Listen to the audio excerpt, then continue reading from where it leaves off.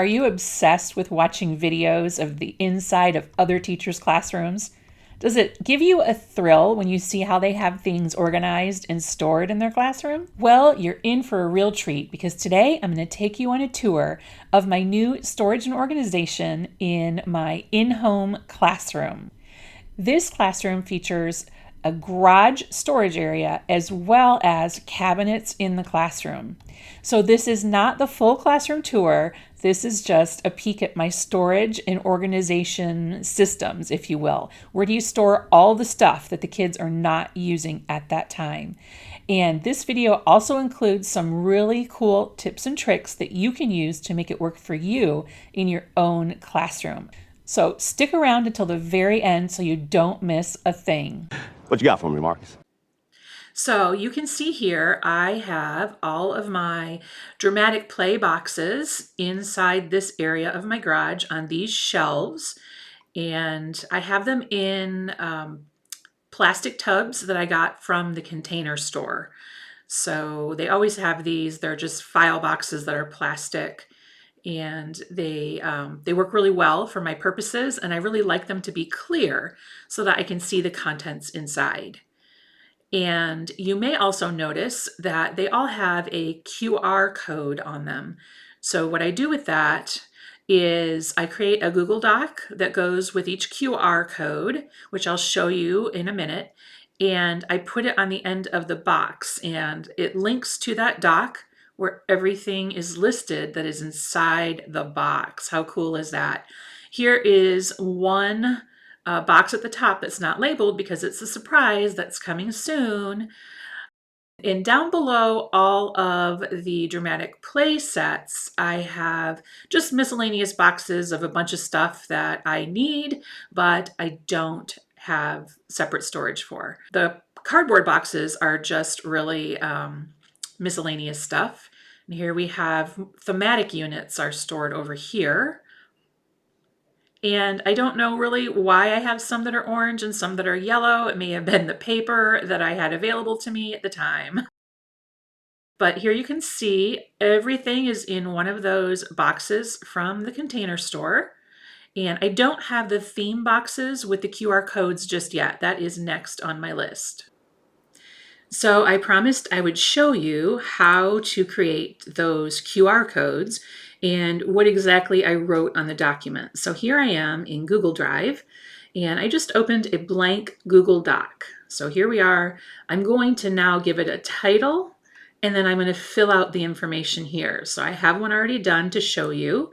So I titled it Hot Cocoa Dramatic Play Theme. And here is what is in my box for Hot Cocoa Dramatic Play. I've got, I just made a list, right? So I typed up the list, and then I highlighted the list, and I chose a checklist to get those little boxes there. And in some cases, where it says empty whipped cream canister, I have 3 of those, and hot cocoa containers that I've collected, I have 3 of those. And if you get any cups donated from like a coffee shop or something, you can put the number of those in there, but they kind of change year to year because the kids destroy them. So, and then I have things that are already available in my Dramatic Play Center year-round that we are going to highlight or use during this theme. And so I have the coffee maker or pot, the mugs, some sweet treats to go with their hot cocoa because, you can never have much sugar, right? Plates, clipboards, and pencils. Those are things that are pretty much out all year. And now, between all of these things and the printables, I can create an awesome dramatic play theme. So that brings me to the next question, which is, how do you get the QR code from this document? So I'm going to click on Share, and I'm going to go down here. I'm going to hit Copy the link. Okay, I'm going to click Done. And now I'm going to go over to this website. It is qr-code-generator.com. And I'm going to take that URL that I just copied from my Google Doc, paste it in there, okay? And now ignore all these other buttons. There are some fancy things it can do. You just want the QR code. You don't need anything special. Hit Download.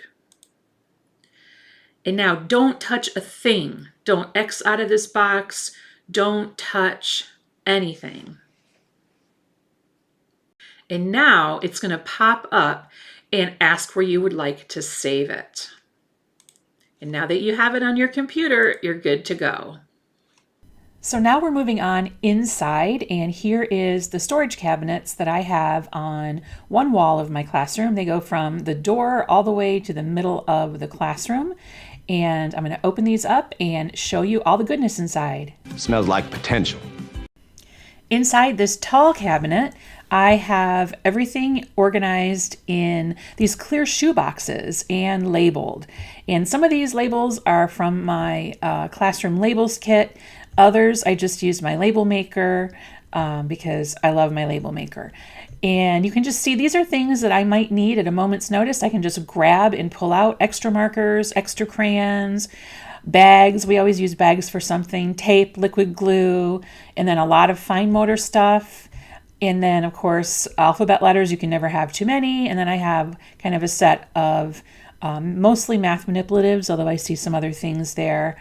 More Play-Doh, stickers, extra stickers, duct tape, Ziploc bags, you name it. I've got it in here. Just quick grab and go.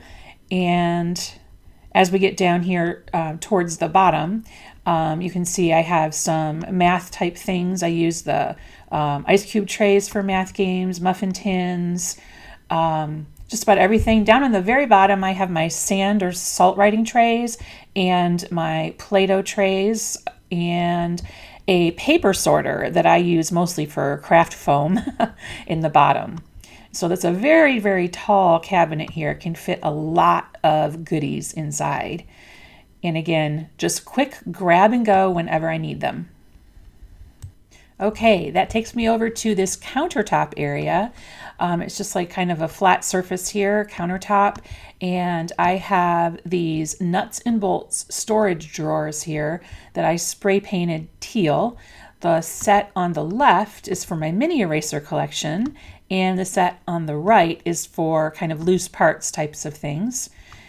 And then moving right above, we have these little cubbies here. I could probably put plastic shoeboxes in there too, but I really liked the way that it looked when I put my Astro Brights paper in there, kind of a rainbow effect.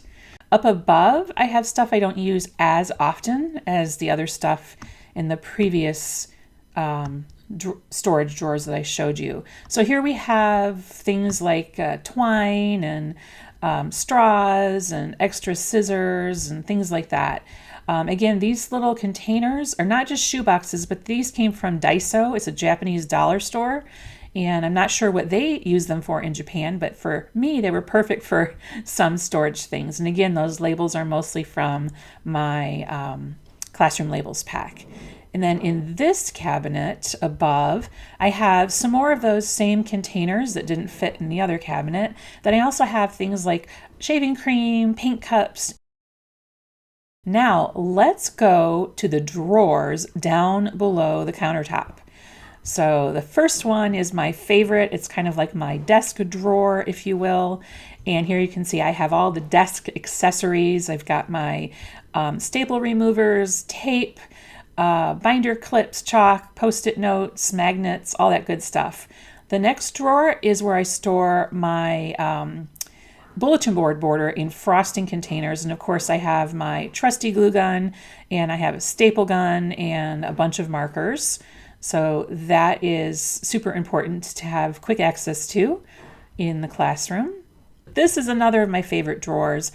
All of my liquid watercolors, tempera paint, sand, sensory sand, and things like that, those are all found in this drawer. And you can see that they are all written on top, so I know exactly what they are. Now this cabinet underneath the countertop is kind of a mishmash. It has both of my laminators, because you know every preschool teacher needs 2 laminators. It has some simple paper cutters, a 3-hole punch. It has these rectangular trays that I like to use, some Creative Station Xyron stuff, a big paper cutter, and some more miscellaneous binders I didn't have room for on my shelf. And so that brings us to the cabinet. Now we're on the left side of the wall, and here I have the top shelf is miscellaneous because I can't really reach it very well. And then we have storage. I've got all my ABC sorting things, pom-poms, plates and cups, chip clips, science supplies for things like Play-Doh and slime, light table stuff, science center materials and tools. And this is a short cabinet, so it's taller than the ones underneath the countertop, but it's not as tall as the original one I showed you first. So just a bunch of things on the top shelf, and then the rest are all supplies. And now next up is the book storage. A lot of people ask me how I store my books, and ta-da, here's how I do that. So I have a tub for each different theme type book, and so we start at the very top. I've got them alphabetical, and they go all the way down. I have books that won't fit in the tubs off to the right there on the side. So you can see all the different book themes that I have collected over the years. This doesn't happen your first year, your second year, or even your third year of teaching. This is 20 plus years of buying nonstop books. And there are 6 more of those teal book containers that I couldn't fit in here, so I have them sitting on top of a bookcase behind my desk where the kids can't reach them. I have a separate set of books that go along with these that go on the shelves for my kids to read. These are just the books that I read aloud to the kids. And then last but not least, I wanted to show you the very top. I have these bins from IKEA, and every time I have a sensory bin theme, I like to have everything organized in a bin so I can quickly just take out the supplies inside. So it doesn't actually have the sensory material, it has the accessories that go along with it. So for example, in the gingerbread sensory bin, I will have like spoons in a mixing bowl and all kinds of things. So they're in there. My Earth Day, I have some little recycling containers. I've got little farm animals and a little farm scene. I've got little play apples, ducks and frogs, that kind of thing. I wanted to show you a little bit more about my label maker. This is the label maker that I switched to just recently, and it is made by a company called Niimbot, Niimb, as in boy, O-T. Here is how you use it. So once you get it, the setup is super easy. The directions are very, very clear. It took me just a moment to figure out how it all works. So here's the on button. I'm going to push it. And it has a rather loud noise that lets you know that it's ready. So it's ready to be used. Now here's the fun part. This is the label maker. This is the device, and everything is controlled through an app on your phone. So I'm going to start by opening the app and clicking the plus sign, and then selecting new. And now I can type the text that I want in this little box right here. So, and I'm going to type in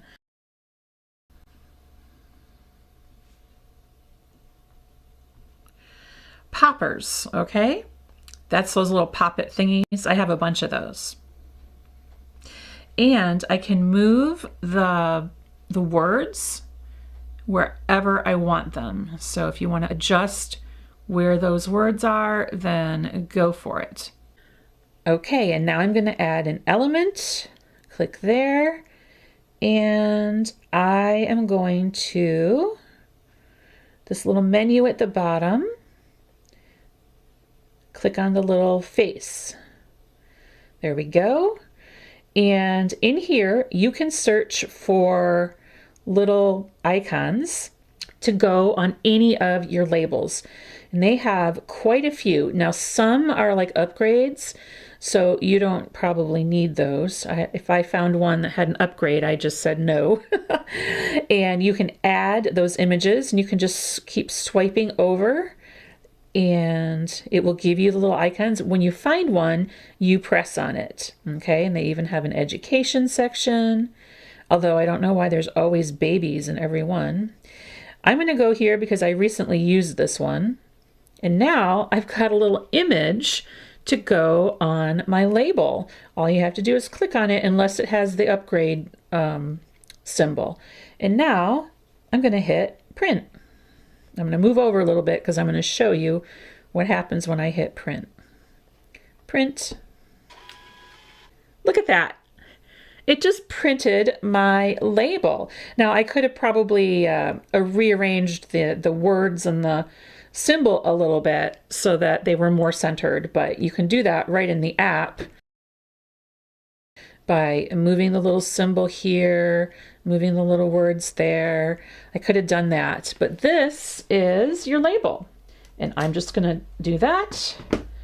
And now I am going to remove the backing, and there's my label. How about that? So there you have it. That is the storage system that I am currently using and that's currently working for me. Now, if you like this video or any of the others on this channel, make sure you hit that subscribe button below so you never miss another video, because you never know when I might give another tour of a different part of the classroom, right? Until next time, I'm Vanessa Levin. Onward and upward.